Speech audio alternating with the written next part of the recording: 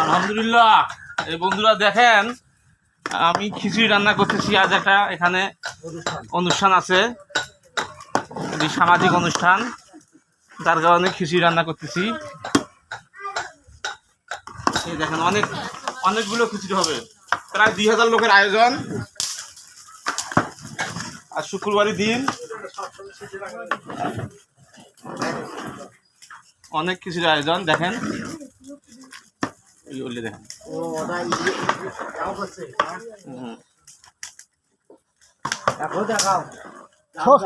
না না, সব দেখা, সবাই সবাই সবাই, ওই যে ওমাকেও দেখা হয়েছে,